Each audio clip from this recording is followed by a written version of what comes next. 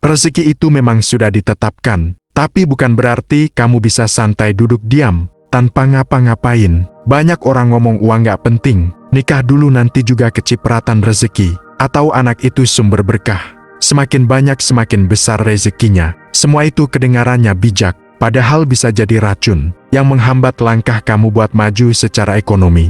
Tonton video ini sampai akhir, karena aku bakal buka mata kamu tentang 4 pola pikir yang bisa jadi penyebab utama kenapa banyak orang hidupnya serba kekurangan dan gak pernah berkembang. Sekarang kita mulai bahas. Kamu pernah gak dengar orang ngomong kayak gini? Rezeki udah diatur dari sananya, ngapain juga capek-capek ngejar, seolah usaha kamu gak ngaruh. Padahal kenyataannya ya, hidup ini kayak permainan strategi. Kita udah dikasih alat dan peta, tapi jalanin permainannya tetap harus kita sendiri yang tentukan. Memang takdir itu ada, tapi ada juga yang bisa kita rubah. Contoh, tempat lahir, waktu lahir, atau kapan mati itu tetap. Tapi nasib, karier, penghasilan, semua itu bisa berubah tergantung usaha dan keputusan kamu setiap hari. Jadi kalau ada yang bilang, ya udah rezeki nanti juga datang sendiri, itu bukan tawakal, itu cuma alasan buat malas gerak. Bayangin kalau ada nasi kotak disiapin buat kamu di ujung jalan itu, memang udah jadi jatah kamu. Tapi kalau kamu cuma duduk rebahan, tanpa jalannya kamu kelaparan, dan akhirnya nyalahin takdir, kenapa hidup kamu susah? Padahal yang salah kamu sendiri. Aku miris lihat anak muda yang udah nyerah duluan, umur baru 20-an, tapi udah pasrah hidup. Aku emang begini bro, yang namanya rezeki itu gak jatuh dari langit, itu harus dicari dan diperjuangkan. Semua orang sukses itu kerja keras, mereka gak duduk nunggu, mereka lari ngejar, dan itu bukan karena gak percaya takdir, tapi karena mereka sadar, iman harus dibarengi tindakan, bukan alasan buat berhenti usaha. Tawakal itu bukan pasrah, tawakal itu usaha maksimal, dan serahin sisanya ke Tuhan. Jadi kalau kamu ngomong, aku sih yakin rezeki bakal datang, coba jujur aja, jangan-jangan kamu sebenarnya cuma takut gagal, dan gak mau ambil resiko. Terus kamu bungkus rasa takut itu pakai kata-kata religius. Itu bukan ikhlas, itu nyerah. Mindset kayak gini terus diwarisin dari orang tua ke anak, dari generasi ke generasi. Akhirnya jadi budaya-budaya yang bikin orang gak berkembang. Padahal faktanya banyak yang dulunya gak punya apa-apa, tapi sekarang sukses karena mereka gak diem, mereka ngejar.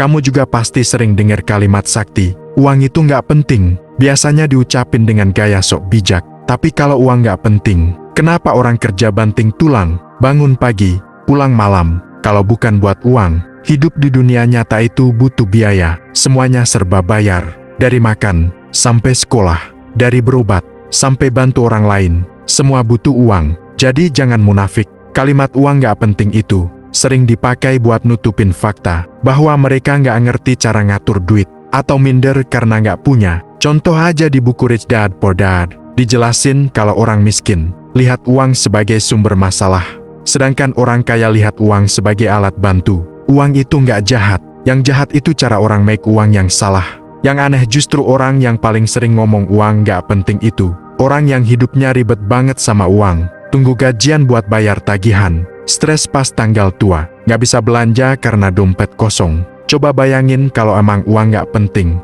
kenapa hidup kamu susah banget tiap kali ada urusan duit? Betul uang bukan segalanya, tapi tanpa uang kamu juga nggak bisa ngapa-ngapain. Jadi jelas uang itu penting, dan yang lebih penting lagi adalah gimana kamu memperlakukan uang. Kamu boleh banget punya prinsip aku nggak mau jadi budak uang, tapi jangan sampai itu dijadiin alasan buat males belajar keuangan, males upgrade diri, atau males atur pengeluaran. Justru karena uang itu penting, makanya harus dipelajari cara nyimpen, cara investasi, cara dapetin penghasilan dari banyak sumber, cara lepas dari siklus gaji bulanan. Jadi daripada bilang uang itu nggak penting, lebih baik bilang, aku belajar supaya aku yang kontrol uang, bukan uang yang ngatur hidup aku. Lanjut ke mindset ketiga, nikah aja dulu nanti juga rezeki nyusul. Kedengarannya keren ya, penuh keyakinan, seolah abis nikah hidup langsung naik level. Padahal kenyataannya nggak sesederhana itu. Aku tanya deh, kalau bener rezeki otomatis datang setelah nikah,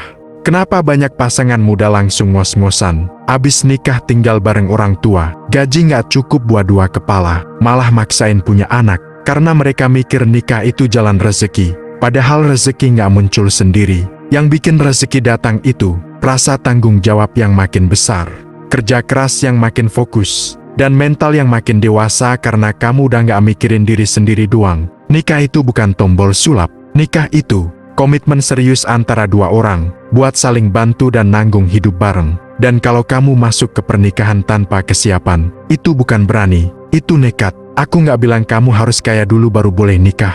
Yang aku maksud adalah, siapin diri kamu jadi pribadi yang layak buat dikasih rezeki lebih. Karena rumah tangga itu tanggung jawab, bukan hadiah. Kalau niat kamu bener, justru karena kamu pengen nikah, kamu kerja lebih giat, kamu upgrade ilmu kamu, atur keuangan kamu dengan bener. Dan dari situ rezeki bisa datang karena kamu siap nerima. Dan terakhir banyak anak banyak rezeki. Ini kalimat warisan dari zaman orang tua kita dulu. Zaman ketika anak dianggap tambahan tenaga buat kerja. Tapi sekarang semuanya beda. Biaya hidup mahal, kebutuhan makin banyak. Jadi banyak anak, gak otomatis berarti banyak rezeki. Yang ada malah banyak pengeluaran, banyak tanggung jawab. Dan kalau gak dibarengin dengan perencanaan, bisa jadi bumerang. Anak itu bukan sekadar angka, mereka butuh makan, sekolah, baju, mainan, waktu, perhatian. Semua itu harus disiapkan. Aku sering lihat keluarga yang punya anak banyak tapi gak siap. Akhirnya anak putus sekolah, kerja sebelum waktunya, atau nikah muda. Bukan karena mau tapi karena terpaksa. Bukan aku nyalahin mereka, tapi kita harus mulai mikir realistis. Anak itu amanah, bukan angka. Anak itu proyek jangka panjang. Dan kalau kamu belum mampu, jangan maksain, terus nyalahin keadaan. Tuhan kasih rezeki, iya, tapi Tuhan juga kasih akal. Jadi gunain dua-duanya, jangan cuma berdoa tapi nggak usaha. Semua pola pikir tadi terlalu sering diterima mentah-mentah. Padahal justru itu yang bikin banyak orang hidupnya nggak kemana-mana. Merasa nasibnya udah ditulis dan nggak bisa berubah. Jadi mulai sekarang stop nyalahin takdir. Stop bilang uang nggak penting. Stop nikah buru-buru tanpa kesiapan. Dan stop pikir anak itu kunci rezeki.